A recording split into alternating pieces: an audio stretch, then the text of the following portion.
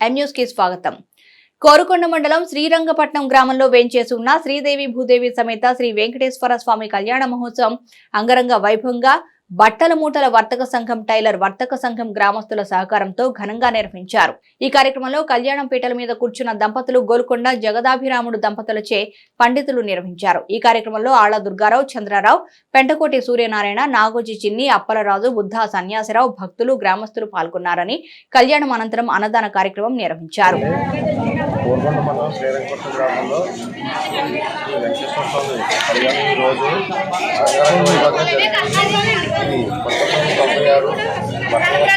అలాగే టర్జీషన్ కూడా కలిపి 2 కంపెనీల ఆధ్వర్యంలో ప్రతి సంవత్సరం కూడా ఫిబ్రవరి 18వ తారీఖున ప్రతి సంవత్సరం స్వామివారి కళ్యాణం అంగరంగ వైభవంగా జరుగుతుంది.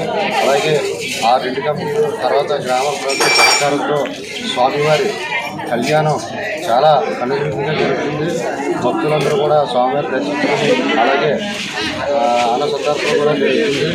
కావున ఈ కార్యక్రమాన్ని ప్రతి సంవత్సరం కూడా అలాగా ముందుకు తీసుకెళ్తూ మన 2 సంఘాలు కూడా చాలా కష్టపడి పెద్దలు ప్రజల సహకారంతో కూడా స్వామివారి కళ్యాణం చాలా అంగరంగ వైభవంగా జరుగుతుంది.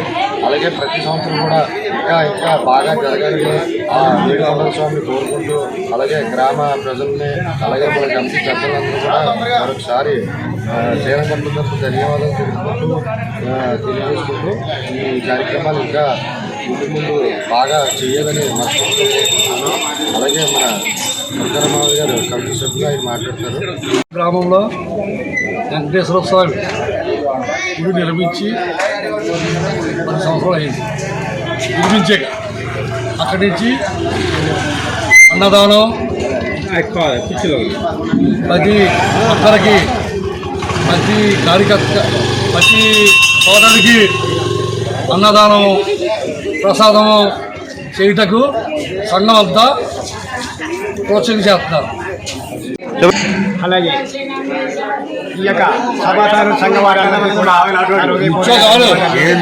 అలాగే మరి బట్టి వ్యాపారం చేసే సావుకారులు అలాగే మరి మిషన్ తయారీలు మరి వీళ్ళంతా ఏకమై ఈ యొక్క అన్నదాన కార్యక్రమం మరి వెంకన్న బాబు కళ్యాణం ప్రతి సంవత్సరం కూడా ఎంతో ఆనందంగా మరి చేస్తున్నారు.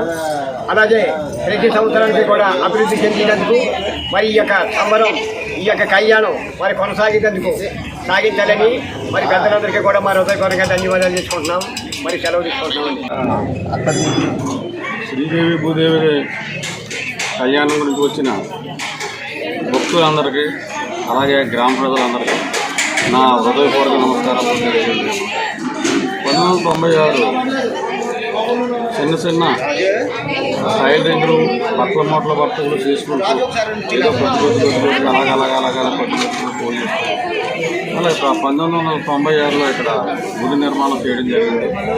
అప్పటి నుంచి కూడా స్వామి అలాగా 2-3 సంవత్సరాలు అయిన తర్వాత అక్కడి నుంచి ఊరు పంచాయతీ పెట్టుకుని ప్రతి ఒక్కరికి కూడా చందాదారులకి ప్రతి సంవత్సరం ఒక్కసారి ఇస్తే చాలు ప్రతి ఒక్కరు కూడా వాళ్ళ లైఫ్లో వాళ్ళు జీవించున్నంత వరకు కూడా లడ్డూ ప్రసాదం అంటే తిరుపతి లడ్డూ ప్రసాదం అంటే బాగుంటుందని అంటాను.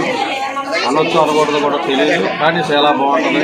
ఆ ప్రసాదాన్ని ప్రతి భక్తులు కూడా మేము ఆ చందాదారులు జాయిన్ అవ్వడం వల్ల మేము ఇవ్వడం జరుగుతుంది. అందువల్ల ఈ కార్యక్రమాన్ని ప్రతి ఒక్కరు కూడా వచ్చి మనస్ఫూర్తిగా కార్యక్రమాన్ని జయప్రదం చేసి మరిన్ని తాజా వార్తా విశేషాల కోసం ఎం న్యూస్ 3 సబ్స్క్రైబ్ చేయండి. మీ మిత్రులకు షేర్ చేయండి.